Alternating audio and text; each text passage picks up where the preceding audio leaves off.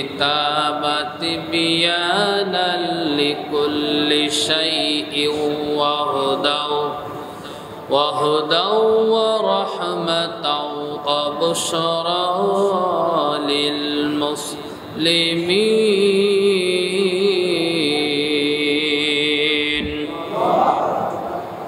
قرآن مجيد সূরাতুন নাহল 89 নম্বর আয়াতে কারিমার শেষ অংশ তেলাওয়াত করেছি। আল্লাহ রাব্বুল আলামিন নবীজিকে বর্ণনা করেন ওয়ানাজ্জালনা আলাইকাল কিতাব, আর আমরা আপনার প্রতি যে কিতাব নাজিল করেছি তিবিয়ানাল লিকুল্লি শাইইন, ওই কিতাবের মধ্যে স্পষ্ট বিষয়সমূহ যা দরকার, তিবিয়ানাল লিকুল্লি শাইইন সব কিছু খুলে খুলে স্পষ্টভাবে বর্ণনা করেছে। ওয়াহুদাও, আর এর মধ্যে আছে হিদায়াত, রহমাতাও এর মধ্যে আছে রহমত, অবসরা লিল মুসলিমিন আর মুসলিমদের জন্য আছে সুসংবাদ। ধরে বলেন সুবহানাল্লাহ। এই আয়াতেরই ধারাবাহিকতায় আমরা বলছি যে কোরআনে কারিমের মধ্যে আল্লাহ তাআলা সব কিছু খুলে খুলে বর্ণনা করেছেন। আমরা আজকে গল্প আকারে কিছু কথা বলবো। দেখা যাক কোরআনে কারিমের মধ্যে আমাদের জন্য কি আছে। অনেক কিছু আছে যা আমরা যদি একটু বোঝার চেষ্টা করি, আমরা ক্ষুদ্রতম জিনিস দিয়ে শুরু করি। কোরআনে কারিমের মধ্যে আল্লাহ তাআলা পৃথিবীতে ক্ষুদ্রতম যে প্রাণী আছে সেই প্রাণীর নামে সূরা নাজিল করেছেন। ক্ষুদ্রতম একটি প্রাণী পিঁপড়া, এই পিঁপড়ার কথাও আল্লাহ তাআলা কোরআনে কারিমের মধ্যে বর্ণনা করেছেন। পিঁপড়ার নামে আল্লাহ একটা সূরা নাজিল করেছেন। সেই সূরার নাম হচ্ছে সূরাতুন নামল। নাম কি? নামল মানেই পিঁপড়া। আমরা যে পিঁপড়া চোখে দেখতে পাই, এই পিঁপড়ার নামে আল্লাহ তাআলা একটা সূরা নাজিল করেছেন। সেই সূরাটির নাম সূরাতুন নামল। এর চাইতে একটু বড় প্রাণী যারা উড়তে পারে, মৌমাছি। মৌমাছির নামে আল্লাহ তাআলা একটি সূরা নাজিল করেছেন। সূরাটির নাম হচ্ছে সূরাতুন নাহল। নাম কি? নাহল। নাহল মানে মৌমাছি।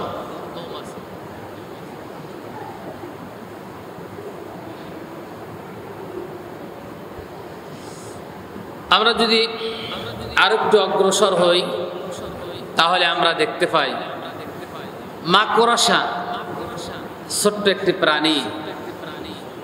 এই মাকড়সার নামও আল্লাহ তাআলা একটা সূরা নাজিল করেছেন। সূরাটির নাম হচ্ছে সূরাতুল আনকাবুত। নাম কি? আনকাবুত মানেই হচ্ছে মাকড়সা, যা পৃথিবীর বুকে সবচাইতে দুর্বল প্রাণী এবং দুর্বল ঘর হিসাবে আল্লাহ তাআলা আখ্যায়িত করেছেন। মাকড়সার ঘর পৃথিবীতে সবচাইতে দুর্বল। সবচাইতে কি? আল্লাহ তাআলা এই নামগুলো প্রতীকী হিসাবে ব্যবহার করেছেন। এটা থিমস, একটা আইডিয়া দিয়ে ব্যবহার করেছেন। আর এই সকল নামের দ্বারা আল্লাহ তাআলা অনেক কিছু আমাদেরকে বোঝাতে চান। জান্নাতের তুলনায়, আখিরাতের তুলনায় পৃথিবীটা ঠিক এরকম দুর্বল। পৃথিবীটা কি এরকম দুর্বল? মাকড়সা জাল বোনায়, আবার ওই জালের উপরে এক ধরনের জেল, আটা তৈরি করে। কারণ সেই আটার মাধ্যমে সে তার রিজিক সন্ধান করে। কিন্তু মাকড়সা ওর পারে হেঁটে বেড়ায়, তার পায়ে লাগে না। কিন্তু অন্য কোনো প্রাণী, মশা মাছি যদি ওর পার দিয়ে কেউ হেঁটে যেতে যায় তাহলে সাথে সাথেই জালে কি হয়? আটকে যায়। আল্লাহ তাআলা যেন আমাদেরকে বোঝাচ্ছে পৃথিবী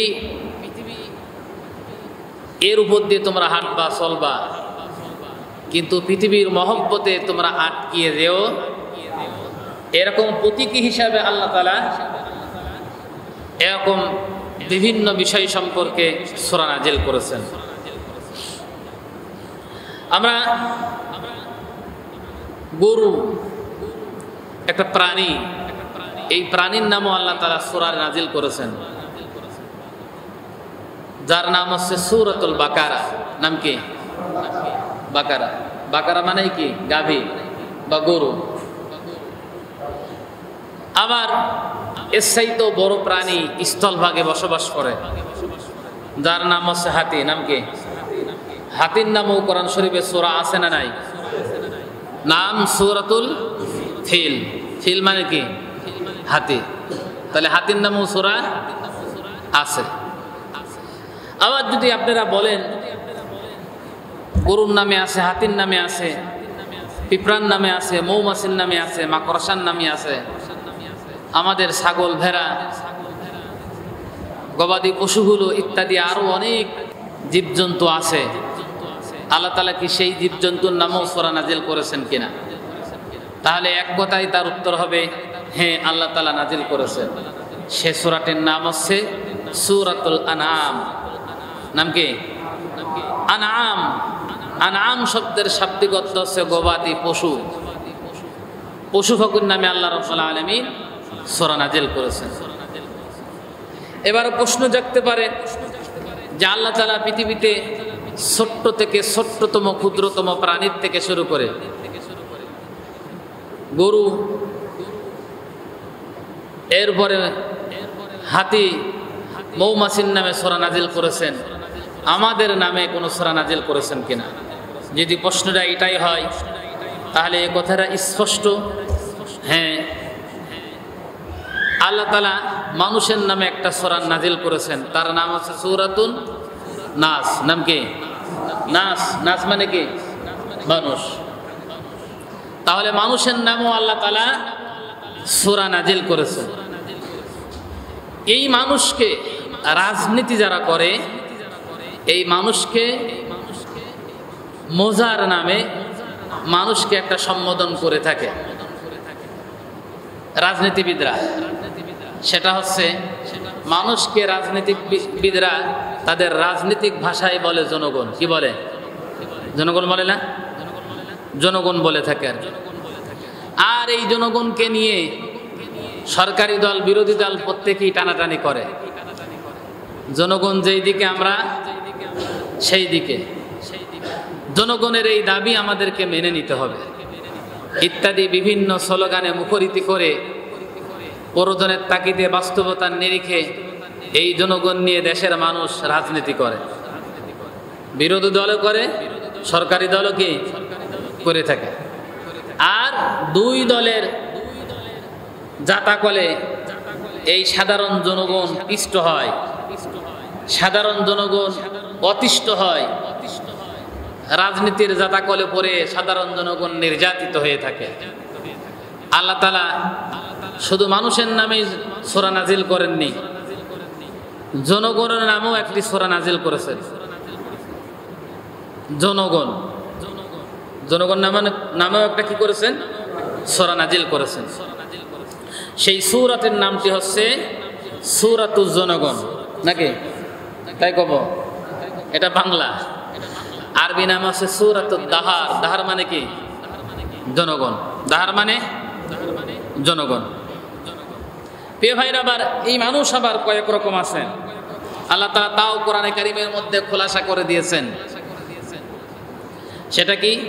মানুষের মধ্যে মানুষ মুমিন আছে, মুমিন মানুষ আছে, কাফের মানুষ আছে, মুনাফিক মানুষও কি আছে।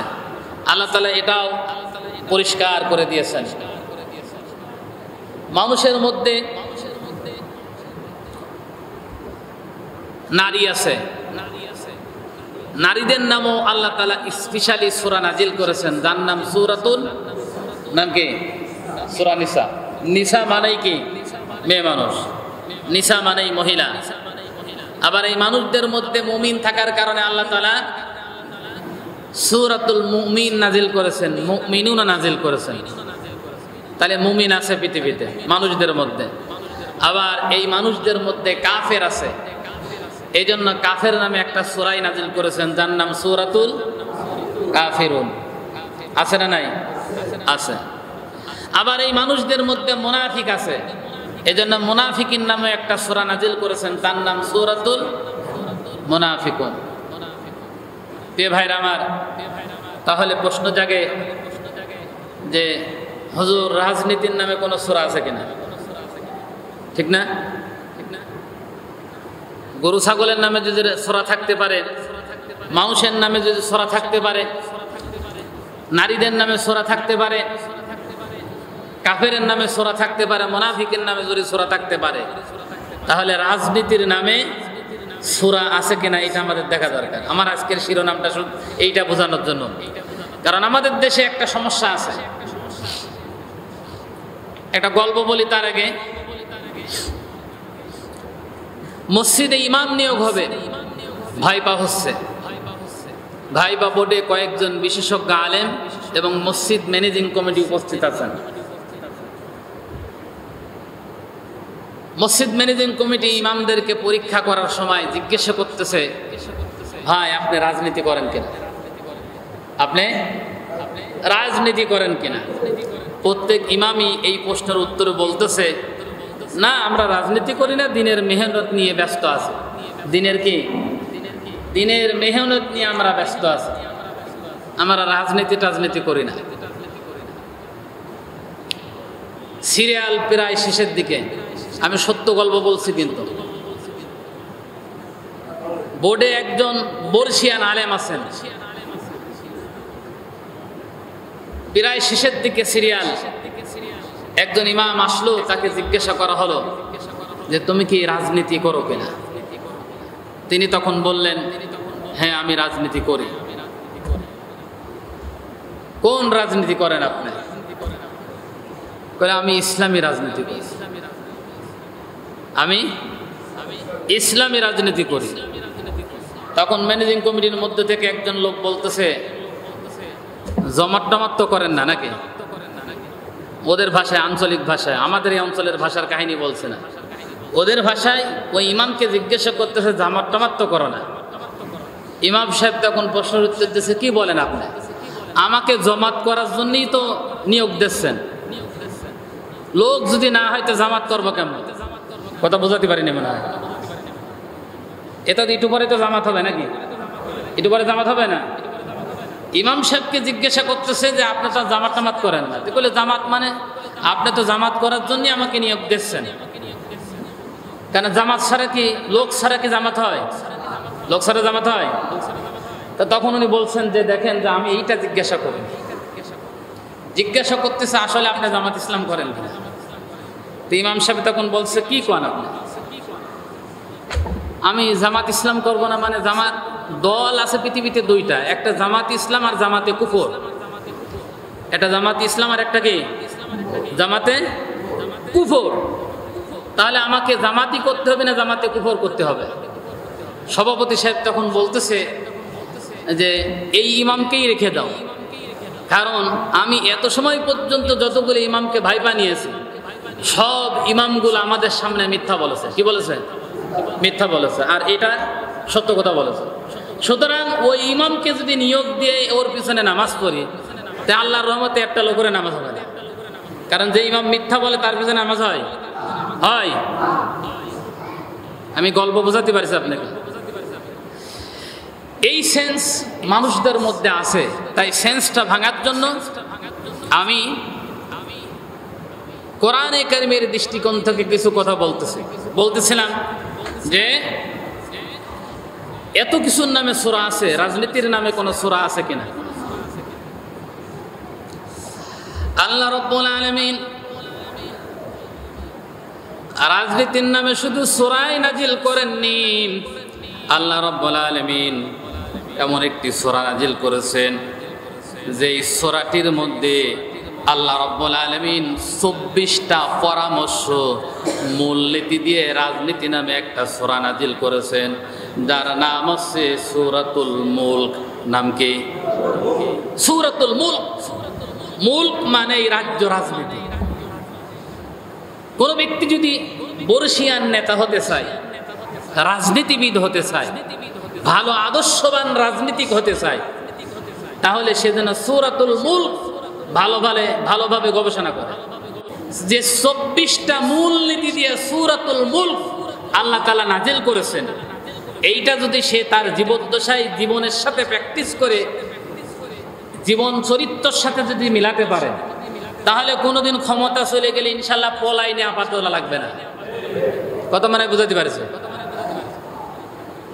ক্ষমতা যদি কোনোদিন চলেও যায়, কোনোদিন পলানো লাগবে না।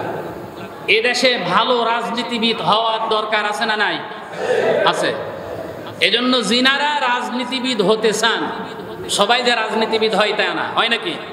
আপনাদের মধ্যে থেকে আপনারাও হতে পারেন কিনা? হতে পারেন, যেহেতু ওই জন্য আমি আপনাদেরকে বলছি, ঠিক আছে? এটা একটা ক্লাস। যদি কোনো ব্যক্তি রাজনীতিবিদ হতে চায়, তাহলে সূরাতুল মুলক তাকে গবেষণা করতে হবে। কারণ রাজনীতি ব্যক্তিদের জন্য 24টা মূলনীতি দিয়ে, 24টা বৈশিষ্ট্য দিয়ে, 24টা পরামর্শ দিয়ে, 24টা কাজ দিয়ে আল্লাহ তাআলা একটা সূরা নাজিল করেছেন। তার নাম কি? আরো জোরে বলেন, তার নাম কি? মুখস্থ রাখবেন। অনেকের চিন্তা হচ্ছে কোরআন শরীফে রাজনীতি নেই। গরু ছাগলের নামে যদি কোরআন শরীফের সূরা থাকতে পারে, তাহলে রাজনীতির নামও কি? সূরা আছে। আমি এগুলো আস্তে আস্তে বোঝাবো আপনাদের আজকে। প্রিয় ভাইরা আমার, প্রশ্ন হচ্ছে, রাজনীতি যদি কেউ করে অথবা আমরা যদি কেউ করি, তাহলে রাজনীতি করতে হলে পরে একটা জিনিসের প্রথমে প্রয়োজন হবে, সেইটার নাম হচ্ছে রাজনীতি করতে হলে দেশ লাগবে। কি লাগবে? দেশ লাগবে না? না ঘরের ভিতরে করবেন? রাজনীতি করতে হলে অবশ্যই কি লাগবে? দেশ লাগবে। দেশ ছাড়া কোনোদিন রাজনীতি করা। এখন প্রশ্ন হচ্ছে, আল্লাহ তাআলা এই দেশের নামে কোনো সূরা নাজিল করেছেন কিনা? আর একটা দেশ হতে হলে কয়টা মূলনীতি লাগবে, কয়টা বৈশিষ্ট্য লাগবে? যে ওই কয়টা বৈশিষ্ট্য না হলে সেটা দেশ হিসাবে বিবেচিত হবে না আল্লাহর কাছে, এবং জনগণের কাছেও বিবেচিত হবে না। এই মর্মে আল্লাহ তাআলা একটা সূরা নাজিল করেছেন। কি করেছেন? সূরা নাজিল করেছেন, যার নাম আছে সূরাতুল কান্তি। নাম কি? ওটা ইংরেজি নাম বলছে। কান্ট্রি মানে তো দেশ, নাকি? দেশ। আল্লাহ রাব্বুল আলামিন রাজনীতি করতে হলে যে দেশ লাগবে, কোন ব্যক্তি যদি নিজেদেরকে দেশ হিসাবে বলে এটা আমার দেশ, তাহলে কোরআনে কারিমে 4টা মূলনীতি দিয়ে একটা সূরা নাজিল করেছেন, যেই সূরাটির নাম হচ্ছে কান্ট্রি মানে দেশ। সূরাটির আরবি নাম হচ্ছে সূরাতুল বালাদ। নাম কি? বালাদ মানে কি? বালাদ মানে কি? দেশ। তাহলে একটা দেশ লাগবে, একটা রাজ্য লাগবে। সেই রাজ্য হতে হলে মূলনীতি লাগবে কয়টা? 4টা। আরো জোরে বলেন, কয়টা? কোরআনে কারিমের 90 নম্বর সূরা হচ্ছে সূরাতুল বালাদ। আল্লাহ তাআলা দেশ নামে একটা সূরাই নাজিল করেছেন। আর এই দেশ হতে হলে পরে 4টা মূলনীতি লাগবে। এবার আসেন, শুধু দেশ হলে চলবে না, অবশ্যই দেশ হতে হলে ওই দেশের মধ্যে একটা রাজধানী লাগবে। না লাগবে না? আমাদের রাজধানীর নাম কি? ঢাকা। বাংলাদেশ একটা দেশ, 56 বর্গ মাইলের একটা দেশ। 56,000 বর্গ মাইলের এই দেশে একটা রাজধানী আছে, তার নাম হচ্ছে ঢাকা। আল্লাহ বলতেছেন, কোনো ব্যক্তি যদি রাজনীতি করতে চায়, তার যেমন দেশ লাগবে, আমার দেশের মধ্যে লাগবে কি? রাজধানী। আমার আল্লাহ রাব্বুল আলামিন বলতেছেন, যদি কোনো ব্যক্তি কোনো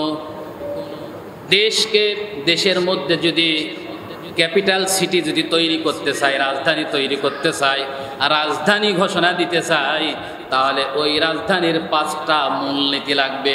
কয়টা? আল্লাহ রাব্বুল আলামিন 5টা মূলনীতি দিয়ে একটা সূরা নাজিল করেছেন। কোরআনে কারিমের 34 নম্বর সূরা, যার নাম হচ্ছে সূরাতুস সাবা। নাম কি? সাবা শব্দের শাব্দিক অর্থ হচ্ছে রাজধানী। নাম কি? রাজধানী। তাহলে শুধু দেশ হলে চলবে না, দেশের সাথে কি লাগবে? রাজধানী লাগবে। আল্লাহ ওই রাজধানীর নামও কোরআনে কারিমের মধ্যে কি করেছেন? সূরা নাজিল করেছেন। কয়টা মূলনীতি দিয়ে? 5টা মূলনীতি দিয়ে। যেটা আপনাকে রাজধানী বানাবেন ওই রাজধানী চলবে 5টা মূলনীতি দিয়ে। কয়টা মূলনীতি দিয়ে? তাও কোরআনে আছে। এবার আসেন, শুধু দেশ হলে হবে না, রাজধানী হলেও হবে না, আরো কি লাগবে? ওই দেশটা চালাতে গিয়ে আরো লাগবে রাষ্ট্রপ্রধান, ঠিক কিনা?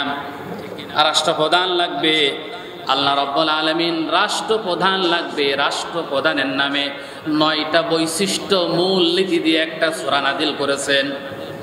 যিনি রাষ্ট্রপ্রধান হবেন যেন তেন রাষ্ট্রপ্রধান হতে পারবেন না, আবুল তাবুল কোন লোক রাষ্ট্রপ্রধান হতে পারবেন না। যিনি দিনের শুরুতে বলবেন যে পদত্যাগপত্র আমার কাছে দিয়ে গেছে, আবার 1 মাস হয়ে যাওয়ার পরে বলবেন পদত্যাগপত্র আমার কাছে দেন নাই, এরকম জাতির সামনে কোনো তালবাহানা করবেন, তিনি রাষ্ট্রপ্রধান হওয়ার যোগ্য না। যে সে রাষ্ট্রপ্রধান হতে পারবে না। রাষ্ট্রপ্রধান যদি ওই দেশের মধ্যে, ওই রাষ্ট্রের মধ্যে, রাজধানীর মধ্যে যদি কাউকে বানাতে হয়, আমার আল্লাহ রাব্বুল আলামিন 9টা মূলনীতি দিয়েছেন। জোরে বলেন কয়টা? 9টা বৈশিষ্ট্য ওই রাষ্ট্রপ্রধানের মধ্যে থাকা লাগবে। যদি থাকে তাহলে তিনি ওই দেশের, ওই রাজধানীর রাষ্ট্রপ্রধান হতে পারবেন। আমার আল্লাহ রাব্বুল আলামিন প্রেসিডেন্টের নামে একটা সূরা নাজিল করেছেন, রাষ্ট্রপ্রধানের নামে নাজিল করেছেন, যার নাম হচ্ছে সূরাতুল প্রেসিডেন্ট। আরবি নাম হচ্ছে সূরাতুল ইয়াসিন। নাম কি? ইয়াসিন মানে হে নেতা। ওয়াল কুরআনিল হাকীম ইন্নাকা লামিনাল মুরসালিন। আমার আল্লাহ বলতেছেন, নবী আমি স্বীকৃতি দিচ্ছি আপনি আমার স্বীকৃতি প্রাপ্ত একজন লিডার এবং নেতা। জোরে বলেন আল্লাহু আকবার। তাহলে রাষ্ট্রপ্রধান হতে গুণ লাগবে কয়টা? 9টা।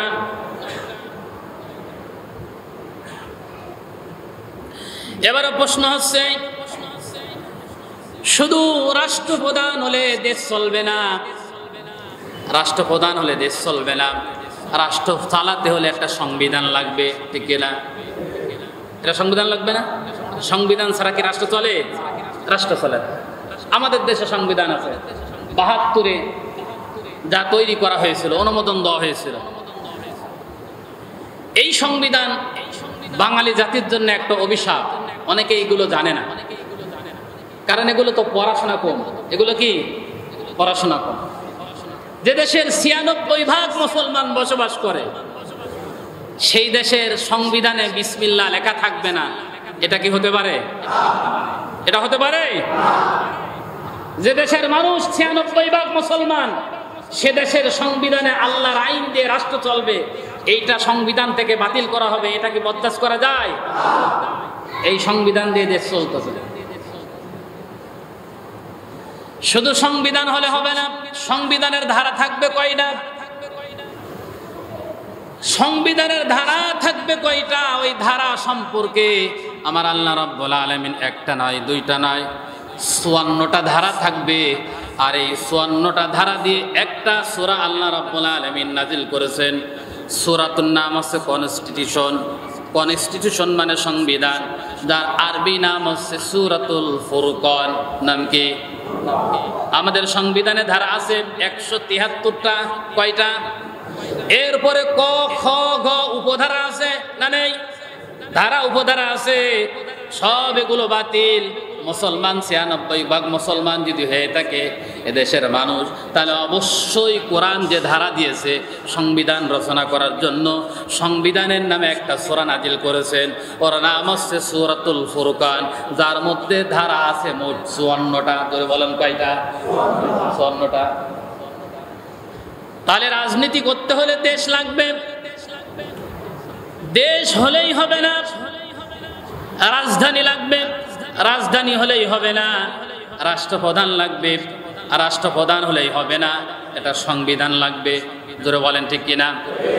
এবার আসেন, শুধু সংবিধান হলেই হবে না, এই সংবিধান দিয়ে রাষ্ট্র পরিচালনা করতে এটা পার্লামেন্ট লাগবে না? লাগবে না? লাগবে না? পার্লামেন্ট লাগবে। প্রতিটা যুগেই পার্লামেন্ট ছিল, কাফেরদেরও পার্লামেন্ট ছিল। বিশ্বনবীর জামানায় যে পার্লামেন্ট ছিল ওই পার্লামেন্টের নাম আছে দারুন নাদওয়া। নাম কি? দারুন নাদওয়া। যা কাফেররা ওই পার্লামেন্টে বসে সিদ্ধান্ত নিত, বিল পাস করত। আমাদেরও দেশ আছে পার্লামেন্ট। কি আছে? পার্লামেন্ট আছে। কিন্তু এই পার্লামেন্টে যাবে কারা? সেখানে ঢুকবে কারা? যে দেশের পার্লামেন্টে 300 টাকার নর্তকী ঢোকে, কথা মানে বোঝাতে পারেনি, যে দেশের পার্লামেন্টে 300 টাকার নর্তকী ঢোকে, গান বাজনা হয় যেখানে, সে দেশের পার্লামেন্টারি সদস্যবৃন্দ দিয়ে সেই দেশ কত সুন্দর চলতে পারে এটা কোরআনের আইনার দিকে না তাকালে আপনাকে বোঝানো সম্ভব না।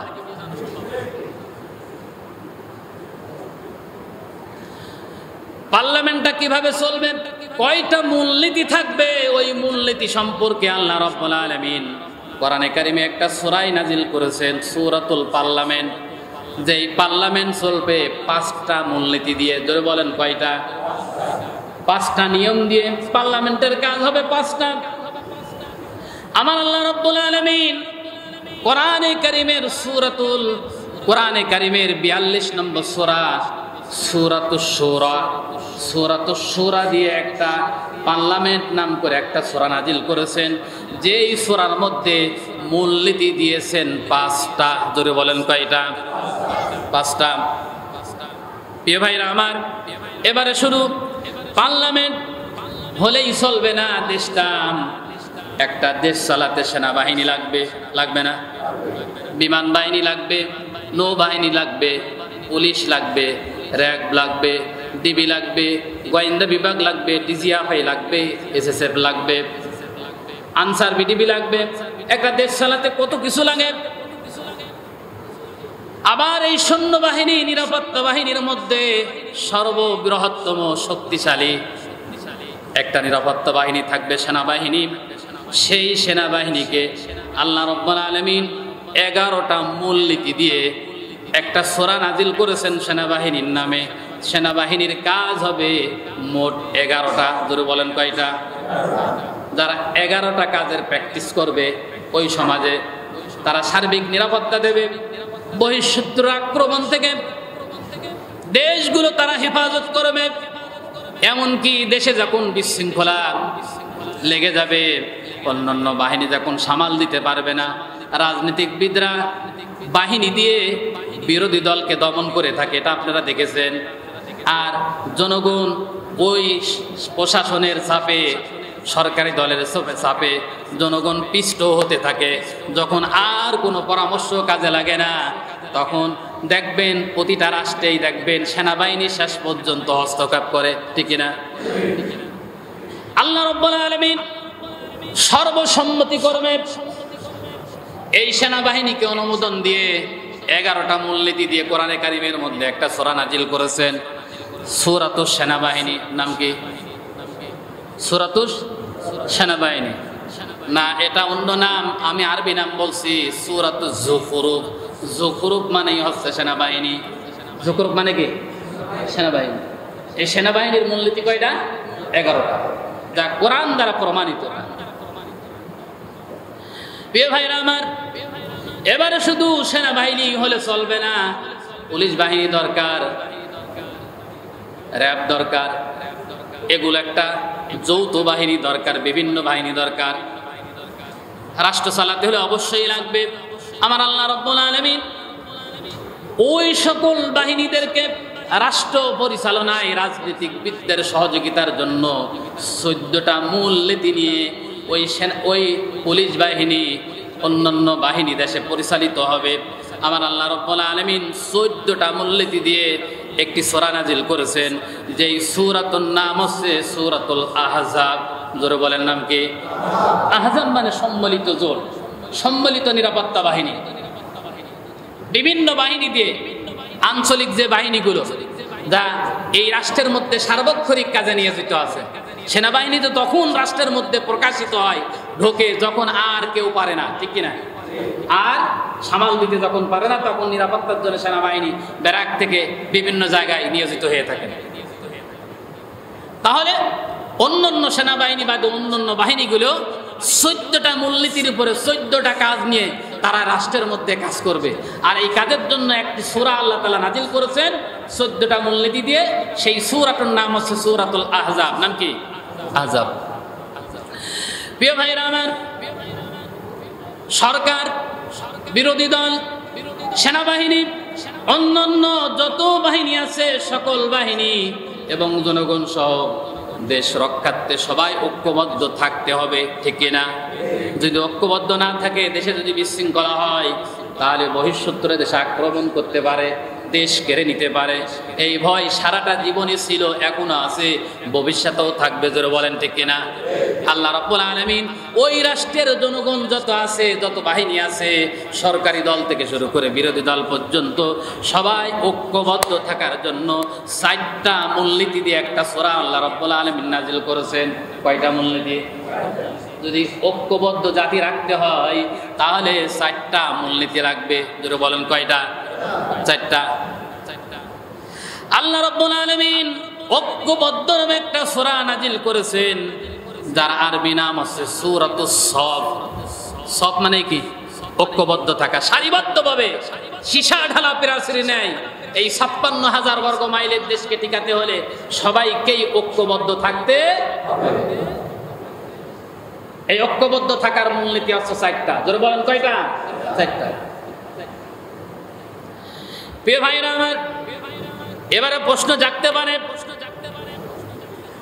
এত সময় পর্যন্ত রাষ্ট্রের কথা বললেন, রাজনীতিবিদের কথা বললেন, রাষ্ট্রের কথা বললেন, জনগণের কথা বললেন, সেনাবাহিনীর কথা বললেন, অন্যান্য বিষয় বললেন, তাহলে রাষ্ট্রের মধ্যে কি বিরোধী দল থাকবে না? আল্লাহ রাব্বুল আলামিন বিরোধী দলের নামও একটা সূরা নাজিল করেছেন। রাষ্ট্র চালাতে বিরোধী দলের দরকার আছে না নাই? রাষ্ট্রে যদি বিরোধী দল না থাকে তাহলে রাষ্ট্রপ্রধানরা যা করতেছে এর ভুল কিটা ধরিয়ে দেবে, ঠিক না? বিরোধী দলের কাজ হচ্ছে কয়টা আর সরকারি দলের কাজ কয়টা, আল্লাহ তাও কোরআনে বলেছেন। প্রিয় ভাইরা আমার, বিরোধী দল মানে এইটা নয় সরকারি দলের সব সময় বিরোধিতা করবে, আবার সরকারি দল মানে এই নয় যিনি আমার বিরোধী হবেন তার সব সময় বিরোধিতা করব। মুখ্য উদ্দেশ্য কিন্তু এইটা নয়। মুখ্য উদ্দেশ্য কি হবে? আমার আল্লাহ রাব্বুল আলামিন সেটাও নাজিল করেছেন। সরকারি দলের ভূমিকা বিরোধী দলের উপরে থাকবে 3টা। জোরে বলেন কয়টা? আর বিরোধী দলেরও ভূমিকা থাকবে সরকারের প্রতি মোট 3টা। এই 3টা 6টা মূলনীতি দিয়ে আমার আল্লাহ রাব্বুল আলামিন একটা সূরা নাজিল করেছেন, যেই সূরাটির নাম হচ্ছে সূরাতুল মুজাদালা। মুজাদালা মানেই হচ্ছে বিরোধী দল। অথচ আমরা দেখেছি আমাদের এই দেশে এই 15 বছরে কিন্তু প্রায় বিরোধী দল ছিল না। যাও চাচা একজন ছিল, সকালে এক কথা কইতো, কি বিকালে আরেক কথা কইতো। আমি কি ভুল করছি না ঠিক করছি? সকালে এক কথা কইতো, বিকালে আরেক কথা। পৃথিবীতে একটা পার্লামেন্ট ছিল, যেই পার্লামেন্টে বিরোধী দল ছিল না, সেটা হচ্ছে ফেরাউনের পার্লামেন্ট। وقال فرعون ذروني أقتل موسى وليدع ربه إني أخاف أن يبدل دينكم أو أن يظهر في الأرض الفساد। ফেরাউন পার্লামেন্টে বিল পাস করতেছে, বিরোধিতা করার কোনো লোকই নেই। যেই পার্লামেন্টে বিরোধী দল থাকে না সেই পার্লামেন্ট আর ফেরাউনের পার্লামেন্ট দুটোটাই সমান। কথা কি বোঝাতে পারছি? দুটোটাই সমান। অবশ্যই পার্লামেন্ট থাকলে সরকারি দলের পাশাপাশি বিরোধী দলও থাকা লাগবে, যাতে সরকারি দলের ভুল ধরাই দিতে পারে, ঠিক না? আমি যে আলোচনা করতেছি, আমার যদি ভুল যদি কেউ না ধরায়, এরকম থাকতে পারে না এখানে? অবশ্যই আমাকে বলে। আপনারা যতই বলেন যে হুজুর আমরা বলি না, এর ভিতরে আলেম ওলামা আছে, কিন্তু কোন শব্দ মিস্টেক হলেও তারা আমাকে বলে যায়, ভাই এই শব্দটা মিস্টেক হয়েছে। কথা বোঝাতে পারছি? আর আমি এগুলো ঠিকও করে রাখি, বলে রাখি যে ভাই আমার আলোচনা করতে, আমি তো মানুষ, আমার কথা বলতে তো ভুল হতে কি কোনো শব্দ মিস্টেক হতে পারে। তিনারা আমাকে বলে দেন কথাগুলো যে ভাই এই ভাষাটা ঠিক হয়নি, এই ভাষাটা শুদ্ধ হয়নি, তারা আমাকে লিখে দেয়। আমি পড়াশোনা করেছি, বাড়িতে বসে ক্লাস করে পড়াশোনা করি, অনেকেই জানে বিষয়গুলো। অনার্স মাস্টার শেষ করা, এরপরে তাফসিরের উপরে কামেল করা, এগুলো বাড়ির থেকে বসে বসে লেখাপড়া করে যা পরীক্ষা দিচ্ছে। অন্যান্য ছেলেরা সুযোগ পায় স্কুলে কলেজে গিয়ে ক্লাস করে লেখাপড়া করে। এই জন্য মাঝে মাঝে অনেক সময় আমার শব্দ মিস্টেক হয়। প্রিয় ভাইরা আমার আল্লাহ রাব্বুল আলামিন এই বিরোধী দলের নামে যে সূরাটি নাজিল করেছেন, বিরোধী দলের ভূমিকা থাকবে তিনটা, সরকারি দল ও বিরোধী দলের উপরে ভূমিকা থাকবে তিনটা। এই তিন ছয়টা মূলনীতি দিয়ে আমার আল্লাহ রাব্বুল আলামিন একটা সূরা নাজিল করেছেন। ওই সূরাটার নাম হচ্ছে সূরাতুল মুজাদালা। নাম কি? বিরোধী দল কেন থাকা লাগবে? এবার একটা ঘটনা বলি। খলিফাতুল মুসলিমিন হযরত ওমর রাদিয়াল্লাহু তাআলা আনহু তিনি মসজিদে নববীতে খুতবা দিচ্ছেন। খুতবা শিরোনাম আছে বিবাহ সংক্রান্ত বিষয়। কি বিষয়? বিবাহ। সব খুতবা শিরোনাম আছে বিবাহ সংক্রান্ত বিষয়। রাজ্যের মধ্যে একটা বিশৃঙ্খলা দেখা দিল যে যুবকেরা বিবাহ করতে পারছে না। এজন্য রাষ্ট্রপ্রধানের কাছে অ্যাপ্লিকেশন করেছে, দরখাস্ত করেছে যে রাষ্ট্র দেলমোহর ব্যাপারে রাষ্ট্র একটা নিয়ম নীতি করেছে 4000 দিরহাম। কয় হাজার দিরহাম? 4000 দিরহাম দেলমোহর দেওয়ার পরে একজন পুরুষ ছেলে একজন মেয়েকে বিয়ে করতে পারবে। কিন্তু রাষ্ট্রের যুবক ছেলেরা গরিব হওয়ার কারণে, অর্থনৈতিক সমস্যা থাকার কারণে তারা বিবাহ করতে পারছেন না। ইসলামী শরিয়াত কায়েম হলে, ইসলামী হুকুমত কায়েম হলে মেয়েদেরকে দেলমোহর পরিশোধ করে যুবকদের বিয়ে করা লাগবে। মনে রাখবেন আপনারা, দেলমোহর পরিশোধ করে না করে কোনো যুবক যদি তার স্ত্রীকে বাড়িতে নিয়ে আসে তাহলে জিনার গুনাহ লেখা হবে তার আমলনামায়। দেলমোহর কোনোদিন মাফ হয় না। দেলমোহর কোনোদিন কি হয় না? অনেকেই মনে করে যে আমি বউ বাড়িতে নিয়ে যায় বাসর রাতে মাফ চেয়ে নেবো। নাকি পাগল পাইছেন নাকি? মিয়া মানুষের কাছে টাকা ধার নিলে কোনোদিন টাকা শোধ, যখনই দেখবেন জ্ঞানদাম বাঁধবে তখন কই ওই আমার টাকা, দেখেন বাধ্যই দেখবেন টাকা ধার নিলে কোনোদিন শোধ হয় না। ও টাকা পাওনা টাকা, আল্লাহ পরিশোধ করে নিতে, উনি পরিশোধ করে দিলে হয়। প্রয়োজন হলে কম বাঁধবেন, তাও পরিশোধ করবেন। আপনার ছেলের বিবাহ বন্ধ করাবেন, অবশ্যই আগের থেকে আপনি রেডি রাখবেন। আপাতত অন্যান্য খরচ কমায়ে দেলমোহরের টাকাটা আপাতত কি করবেন? 500 জন 100 জন বরযাত্রী নিয়ে যে 5 কেন 10 কেন মাই করে নিয়ে যে মেয়ের বাপের ক্ষতি না করে, বরং আপনিও যেমন খরচ করতেছেন মেয়ের বাবা খরচ করতেছে, আপনি লোক সংখ্যা কমাই দিয়ে, খরচ কমাই দিয়ে দেলমোহর পরিশোধ করে আপনার কি করেন? বৌমাকে, বিটার বউকে বাড়িতে নিয়ে আসেন। আপনার ছেলে এবং এই বৌমার সংসারটা হবে হালাল সংসার। কি সংসার? হালাল সংসার হবে। তো ইসলামী শরিয়াতে খুতবা দিচ্ছিলেন খলিফাতুল মুসলিমিন হযরত ওমর রাদিয়াল্লাহু তাআলা আনহু।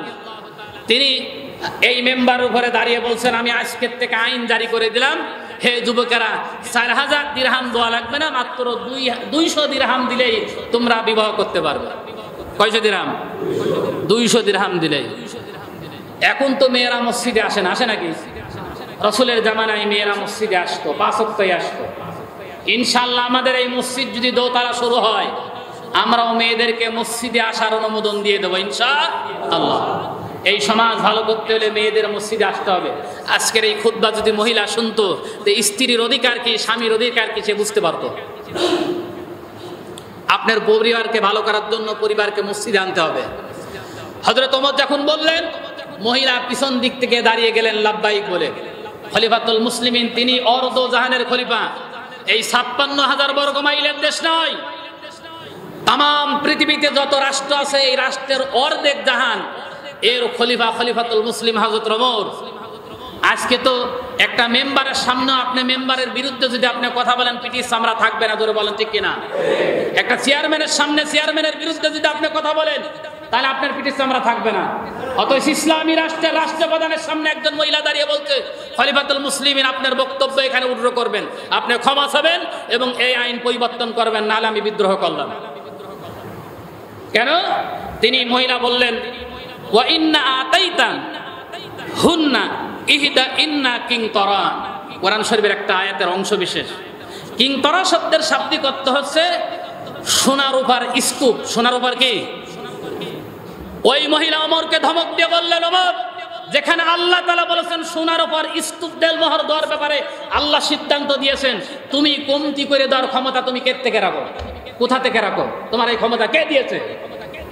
একজন মহিলা মসজিদের পিছনে দাঁড়িয়ে হযরত ওমর রাদিয়াল্লাহু তাআলাকে ধমকালেন।